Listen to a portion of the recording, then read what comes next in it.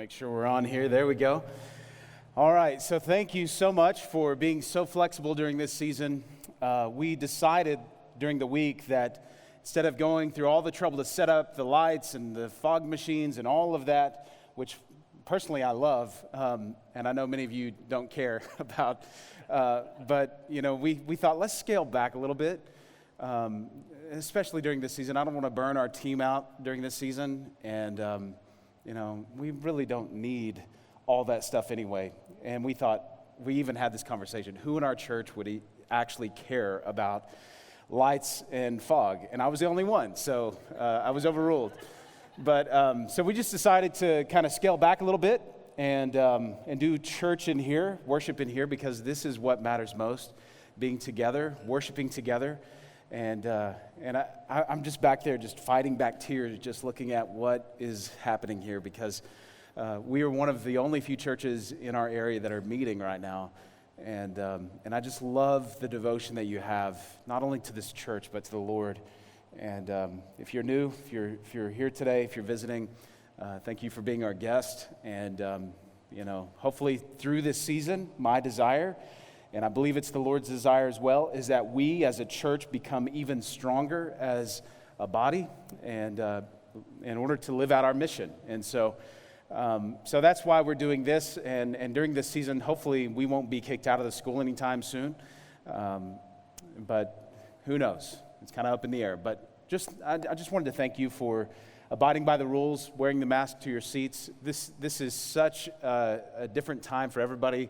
Thank you for showing grace to those around you, and thank you for going online and registering. That I know it's a big kind of a pain to go through all those steps, but there's people in the other parts of the world that don't get this opportunity to worship with other believers, and so it's just so good to see you guys. I'm so tired of preaching to a camera.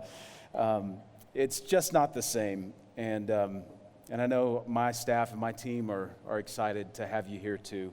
So that's the deal with the simple setup. At some point, we'll move back into the gym in time, and so just wanted to thank you for that. I want to brag on our VBS workers this week. If you worked during VBS, thank you so much. If you don't mind, let's give them a round of applause. I don't see too many in here this week. I know Olivia was there and some others that were here that were working, but my staff and our volunteer team did a phenomenal job. You got to understand, VBS is not just something that just happens. VBS takes a ton of planning, a ton of energy, and we were all exhausted every night. We did 4 separate sessions throughout the day, 4 one-hour sessions, and we had 130 kids register, which was actually really good. And most of those kids turned out, and it was cool because we took this on. This is the first VBS that we, as the Living Stone Church, took on ourselves.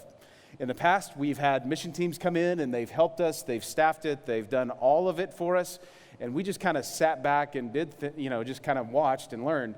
But this was our very first VBS because 4 mission teams that were going to be here that week ended up canceling. And so we took it on, and I couldn't be more proud of Sonia and her leadership at VBS this past week. We're starting a new series today. I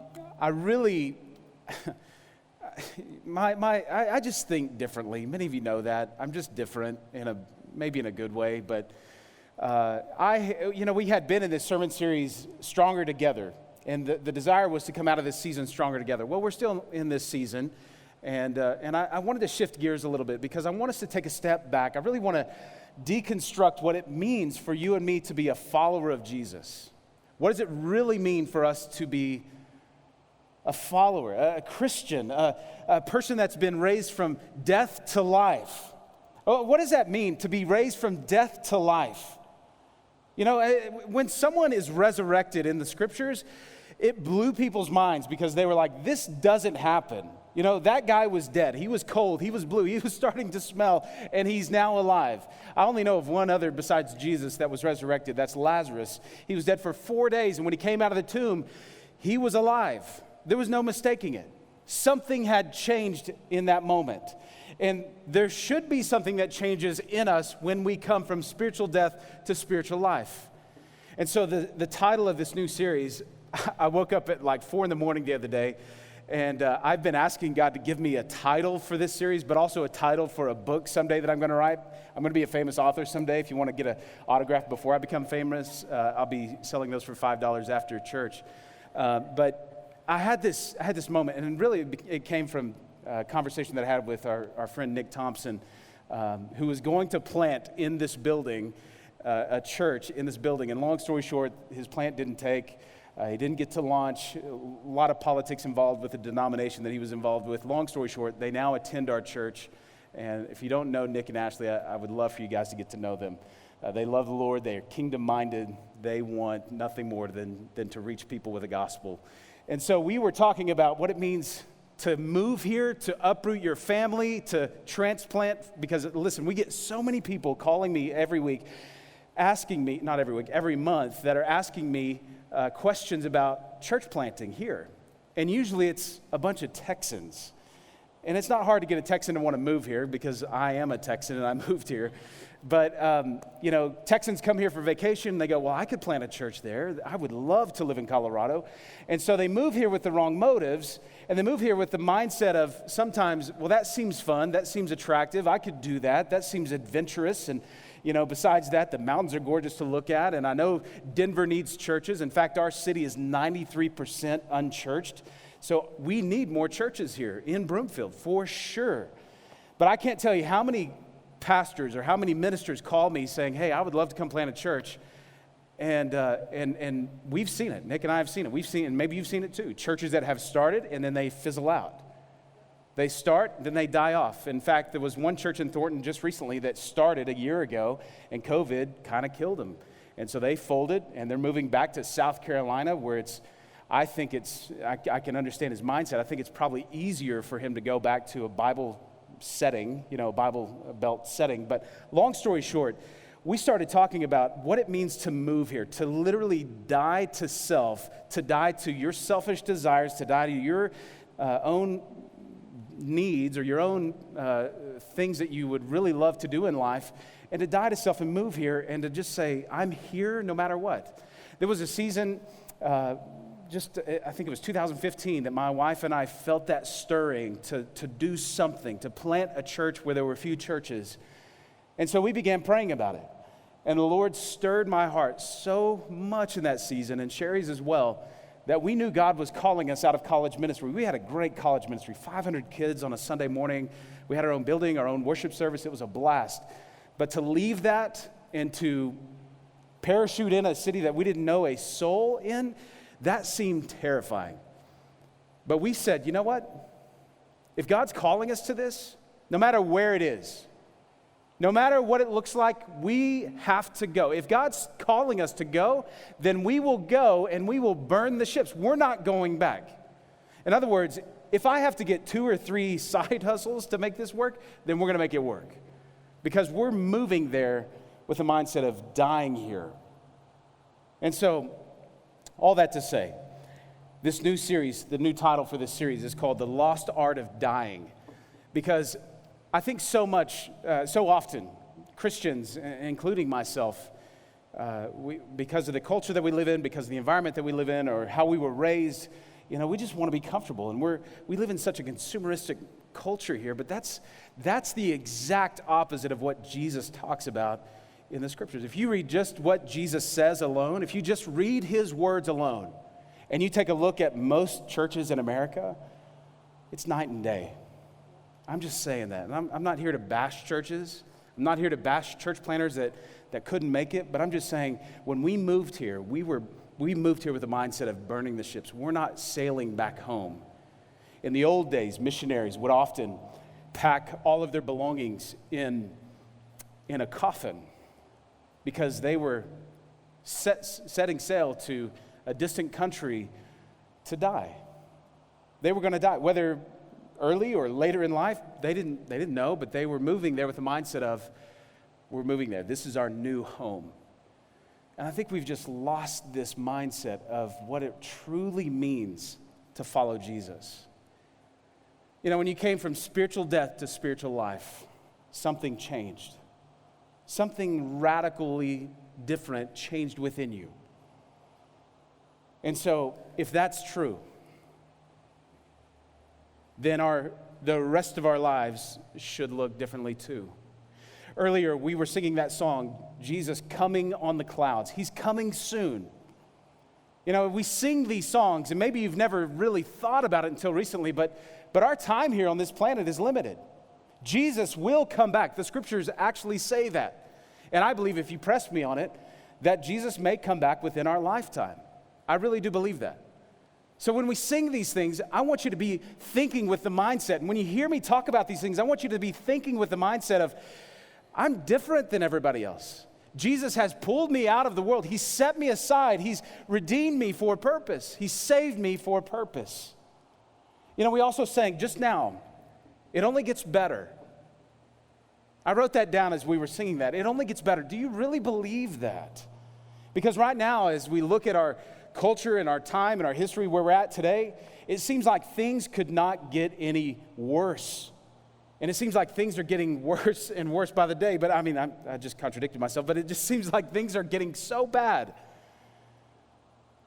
But this shouldn't rattle us. This should not even rattle us at all, because for us, those who place our faith in Jesus, it will only get better.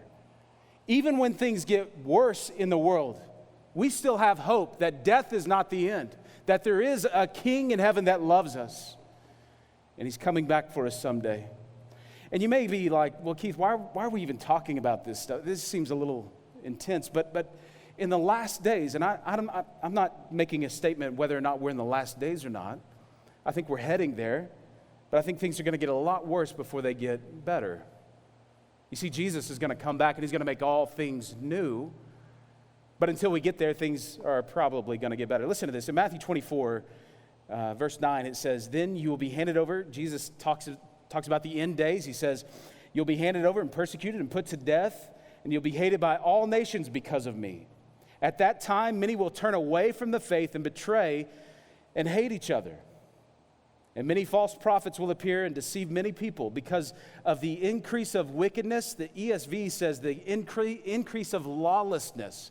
Because of the increase of lawlessness, the love of most will grow cold, but the one who stands firm to the end will be saved. And this gospel of the kingdom will be preached to the whole world as a testimony to all nations, and then the end will come. As a pastor, I just think sometimes, man, what does it look like for us to be all in? To not be rattled by the news or the things that are going on in our nation right now, the things that are going on in our world, the pandemic that's happening. What does it look like for us to stand firm in our faith and not be shaken, not be blown by any wave or wind that may come about, not to be the people that are growing cold in love, but to actually stand firm and to love all the more? What does that look like for us? And as a pastor, I think, man, I want my church, I want our church to be the people that are sold out, that are radically changed, that have a message of hope, even if it costs us everything. Galatians 2. We're going to be looking at a lot of Paul's writings in this series. Paul talks about dying to self, dying to your own desires, putting to death sin, the old sinful life, being raised to walk in a new life. We're going to be looking at a lot of this over the next few weeks. But Galatians 2, listen to this. He says, I have been crucified with Christ. It's no longer I that live, but Christ lives in me. Think about that for a second. We've talked about this verse before. I have been crucified with Christ. What does that mean? I mean, I've read that most of my life and just kind of skimmed over. Yeah. I believe Jesus died on the cross for me. It's a free gift. I don't have to work for this free gift of going to heaven, to have this relationship with God. I don't have to do anything good because nothing I do is good enough. Only Jesus' death, His perfect life, was lived so that He could die on the cross as a perfect sacrifice for you and me.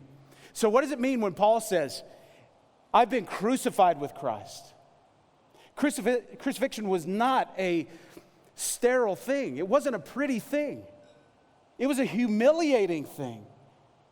It was going to cost you your life. It was going to cost you pain. When we see Jesus being led up to Golgotha to be crucified, they stripped Him naked. Now keep in mind, they've already beat Him within an inch of His life. They've humiliated Him. They put a crown of thorns on his head. They put a purple robe on his back. They let that blood dry. Then they ripped it off again just to add insult to injury. Keep in mind that Jesus did that for you. And he asks you and me to do the same thing. To be crucified with Christ. I know sometimes we just think about, well, salvation was a free gift, and so, I believe it, I receive it, but there's no real change in our lives, we may cuss less, we may try to do more good. I'm speaking about myself too. I'm not a finished product. I'm not perfect. I still have my own sins that I'm still working on. I still have my own struggles that I'm still working through. I don't want you to think that I have it all together. And I hesitate sharing that with you because I want you to see me as a good example, and I want to be that for you. But truth be told, nobody's perfect. Nobody. We all need Jesus. I need grace every single day. And I'm so convinced that you do too. And I don't even know your life, but I need that grace. So what does it look like for us to be crucified with Christ? Think about what that is literally meaning for you. I've been crucified with Christ. It's no longer me that lives, but Christ who lives in me. Christ lives through me. I want you to think about what it cost to follow Jesus. The Bible says that we're strangers and aliens in this world. The Bible says that this place is not our home. We're just passing through. The moment you die, you don't take anything with you. The only thing you'll take with you are the people that you've impacted, hopefully the souls that you've won to the gospel, won to Jesus. The things that you've done for the kingdom, those are the things that will last for eternity. Those are the things that God will remember someday when we stand before Jesus.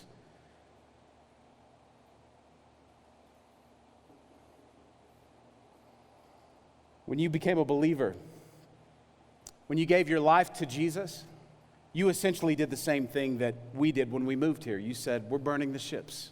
We're all in. But so often we lose sight of that. We may lose sight of the calling that God has on our lives. But that's how it should be. That we're dying to self. We're not going to look like the old us anymore. What I love about Jesus is that he doesn't mince words at all. If you read only the words of Jesus, you'll walk away with a completely different understanding of what is required to follow Jesus. I like talking about this because it's really impacted my life. Over the past few years, as I've grown in preaching and grown in ministry, over the past 15 years as I've done that, I've realized that there's this calling that we all have. And not just me, you have a calling. You have a calling to become more like Jesus. And so what does it cost to follow Jesus? Because it's real easy to come to church, go to small group, read your Bible, have a quiet time. Those things are not going to cost you much. But as I've traveled the world, I've seen people in other countries where following Jesus costs them everything. There's a young man that I met back in 2006. His name is Abraham. He lives in Kolo, Niger, which is a bush village in West Africa. And we went there. I led a mission team from our college group to go work with one of our former students that was a missionary there. And so we were just trying to help her in her ministry and trying to share the gospel. It's 99.9% Muslim. It's a Muslim country. There's a little bit of hybrid religion there with animism, which is ancestor worship mixed in with Islam. It's a weird thing, like witch doctors and imams. It's a weird nightmare. But we went there to help and try to share the gospel. We were there, I think the first 4 years that we went, we didn't see one convert, not one. Our 5th year there, we saw one man pray to receive Christ. And it was a radical change in his life. Here was a man that was sold out to Islam. And he had a moment where he knew what we were saying was true about Jesus, that Jesus is the only way to the Father. And you gotta keep in mind, in that type of environment, in that culture, it cost Abraham everything. His family disowned him. They wouldn't have anything to do with him. When he shared with them that he's now a follower of Jesus, they disowned him. What's more, the city, the little bush village that he lived in, nobody would sell him anything. He couldn't buy food, he couldn't buy clothing, he couldn't do business there because now he was an outcast. They shunned him. So for you and me to hear that it costs everything to follow Jesus, we have a hard time wrapping our minds around that. But Abraham does not. He knows exactly what it means to follow Jesus. It cost him everything. And so I just want to throw this out there. I want to just come back to what we've talked about this before, but I want to hit this hard with you today because I feel like this time, a time such as this that God allowed you to be born in, there's a purpose for your life. God is not surprised by the pandemic. He's not surprised by the riots. He's not surprised by all the things going on around the world, let alone in the United States. And he created you for a time such as this. I'm so convinced of that. But I want you to think about what it truly may cost you. I mean, here in the United States, we may get called names. We may get social posts that make fun of us. I'm so proud of my daughter, my 12-year-old daughter, Avery. She stood up to someone that was bad-mouthing the church, and she paid the price for it. This other girl, this other lady, said some horrible things about her, posted that all over social media, humiliated her. And she's learning at a young age what it means to follow Jesus. I didn't learn that until I moved here. Listen to this. I want to take you to this passage in Luke chapter 14, verse 25. Keep in mind, Jesus has been doing miracles. He's been doing ministry for days on end. He's been pouring out himself. He's preaching the kingdom. He's preaching about this new covenant that he's bringing. And who would not want to come see Jesus, right? I mean, he's doing all these miracles. So they're bringing all the sick people to Jesus, all the people that have needs, spiritual needs, physical needs. And Jesus is meeting those needs. And large crowds, thousands of people are following Jesus. This is around the Sea of Galilee. And listen to this. In verse 25, it says, large crowds were traveling with Jesus. And turning to them, he said, if anyone comes to me and does not hate his father and mother, wife and children, brothers and sisters, yes, even their own life, such a person cannot be my disciple. And whoever does not carry their cross and follow me cannot be my disciple. I preached this sometime last year, but I wanted to really start off on the right foot with this series because this is what it may cost you. Now, let's unpack this just a little bit. These large crowds are following Jesus, and what does Jesus do? He does the exact opposite that a church planter would do. He turns to the large crowds following him, and he goes, some of you are following me for the wrong reasons. Some of you are following me because I'm doing miracles, and you just want to see what's going to happen next. Some of you just want the healing and have nothing else to do with me. Some of you just want to see or to experience that or to be fed, because remember, Jesus is feeding the crowds. He's multiplying the fish and the loaves. He's done that at least twice. So he turns to the crowd and he says, some of you are following me for the wrong reasons. If anyone comes to me and does not hate his father and mother, wife and children, brothers and sisters, yes, even their own life, such a person cannot be my disciple. Now, obviously, Jesus isn't telling you to hate someone. That's not what that word means. Hate is a sin. So he's not telling you to go hate them, but the love and devotion that you have for Christ, the love and devotion that you should have for Jesus and following him, that should be priority. Everything else has to come second. Everything. And you may be going, well, what about my own kids? Yes, even your own kids. And I'm not saying like babies, like just let them be alone in their crib and, you follow Jesus and they'll find their way. No, I'm not saying that. You have a responsibility as a parent to raise disciples, to raise up your children in the way they should go. But if someday your children turn from God and turn away, that should not affect how you follow Jesus. If your mother and father don't agree with what you are believing and what you're following, doesn't matter. You keep your eyes on Jesus. He is the only thing that matters, because someday when he comes on the clouds of heaven, when he comes back to take us home, nothing will matter at that point. Not one thing, except for those that we've been ministering to and being Jesus to.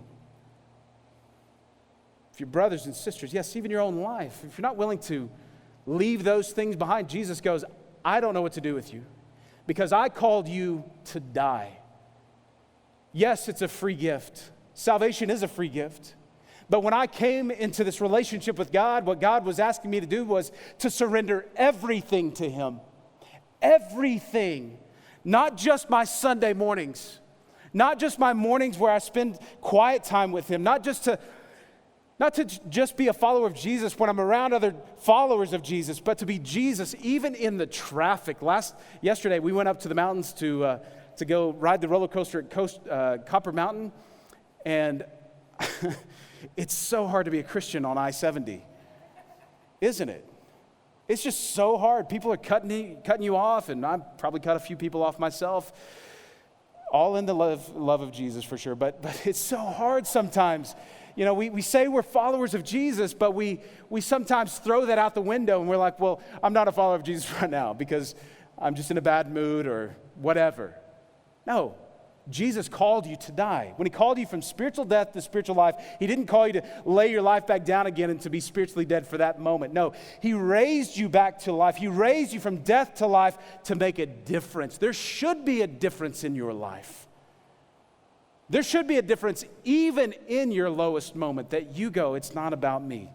When I came to faith in Jesus, everything now belongs to Him. I surrendered my life to Him. Maybe we should talk more about that instead of the free gift. Yes, it is a free gift, but man, when we give our lives to Jesus, we're surrendering everything. My family, my finances, my house, my vehicles, everything I have now belongs to Him.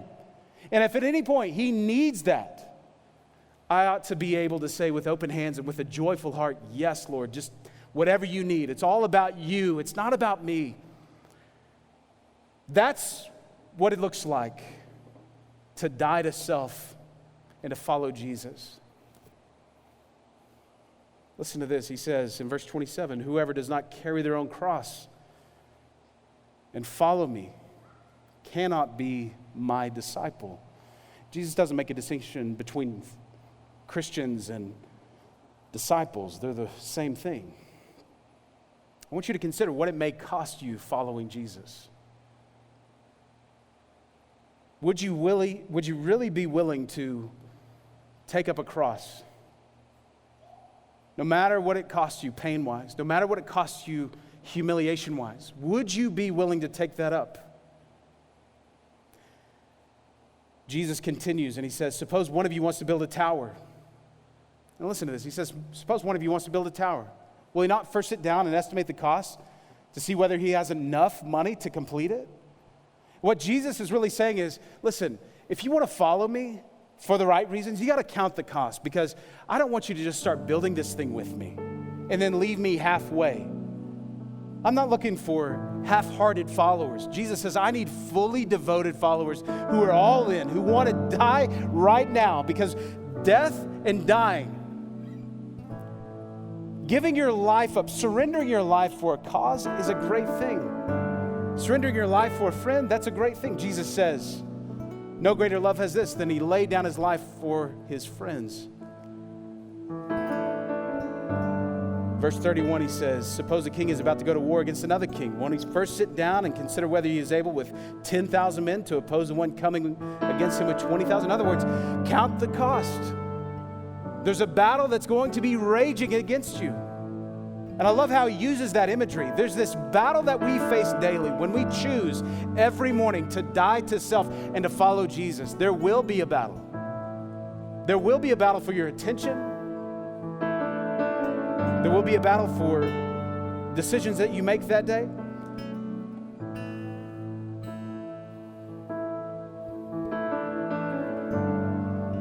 He says if he's not able, he will send a delegation while the other's a long way off and will ask for terms of peace in the same way. Those of you who do not give up everything you have cannot be my disciple.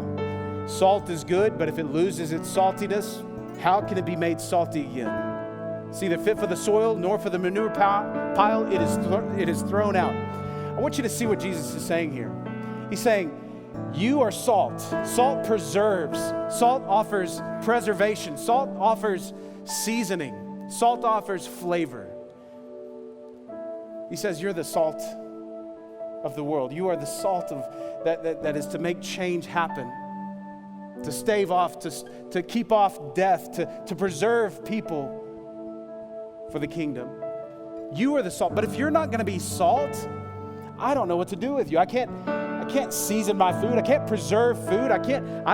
You're no use to me, is what Jesus is saying. And please don't hear me saying, if I'm not there yet, then Jesus is not saying he's done with you. That's not what Jesus is saying. He's saying, I called you to something different. I called you to a new life, to be seasoning conversations with the gospel, to be preserving life for the coming age.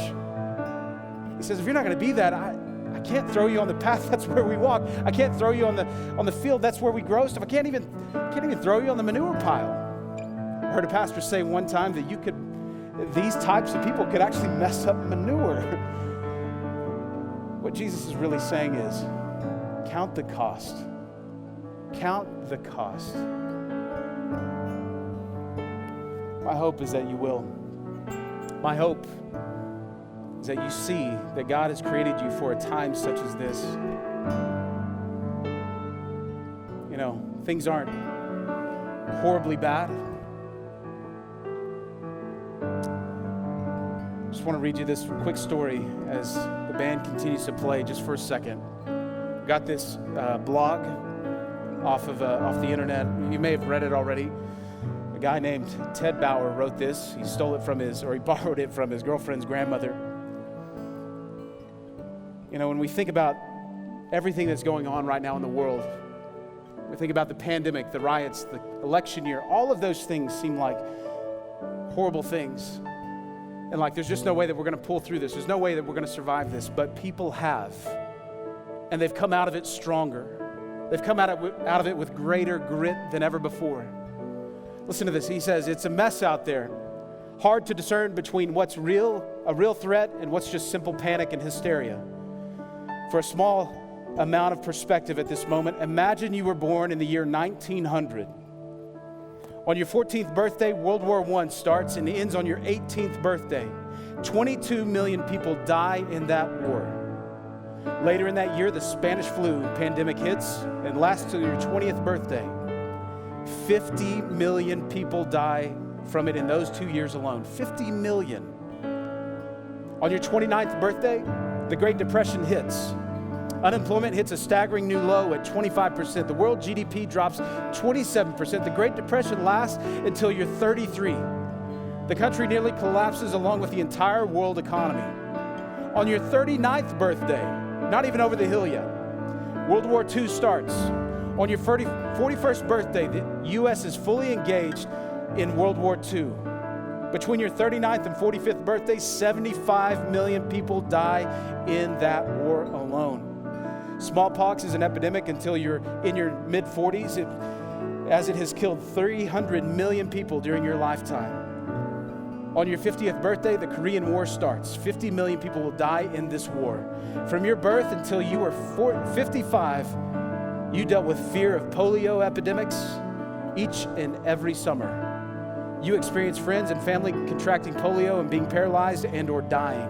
At 55, the Vietnam War begins and does not end for another 20 years. 4 million people die in that conflict alone. During the Cold War, you lived each and every day with the fear of nuclear annihilation.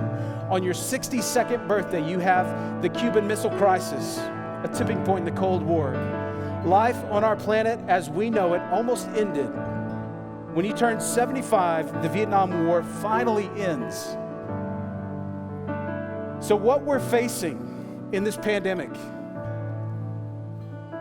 what we're facing as followers of Jesus, to wear masks in public, let's not complain about this. We should be the first people, of all people, to love our neighbor well. If our neighbors are going to be offended or hurt by that or whatever, we should be the first of all people. We should have the grit to say, things aren't this bad. Things aren't that bad. We're going to see it through this. Let's keep our eyes on eternity. Let's keep our eyes on the time after this pandemic. And where do we want to be when this pandemic is over? I'm so convinced God is calling the Living Stone Church to be stronger together, to die to self, to take up our cross, no matter the cost, and follow Jesus. If you're here today and you've never placed your faith in Jesus, it's just as simple as praying a prayer, simple as this. Now, the prayer doesn't save you. It's a heart change within you that matters. If you've never trusted Jesus as your personal Savior, you can do that now. I would hate for you to stand before God someday and Him say, why should you be allowed into my kingdom? And you not have any words to be able to share with Him. I want you to say, because I put my faith in Jesus, because I died to self, and I'm now raised to walk a new life. If you want that, it's free. But it may cost you everything. Here's the deal. If you're here today and you want to pray that prayer, every head bowed, every eye closed, no one's looking around, this is just you and God. Would you pray this prayer? Say, God, I know that I need you in my life. I know that I've sinned in my life.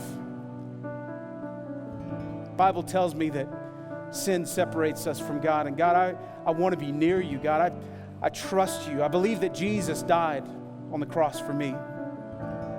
And on the third day, you raised him back to life. God, I want that type of life. God, thank you for loving me. Thank you for saving me. If you just prayed that prayer, would you do me a favor? If you just gave your heart to Jesus, would you let me know after church? You can also text the word HEART, H-E-A-R-T, to the number 555-888. We want to give you a free gift to help you in your journey in following Jesus. Father, I'm so grateful that we get to worship in this space. And Father, I pray that we wouldn't take this season lightly. But God, we would become that salt of the earth, God, that we would be the people that make a difference. That everything we do and say would represent Jesus well. God, you set us apart for a reason. You set us apart to serve, to be the hands and feet of Jesus. Father, I pray we would leave here today with that mindset. God, we love you. It's in Jesus' name. Let's worship.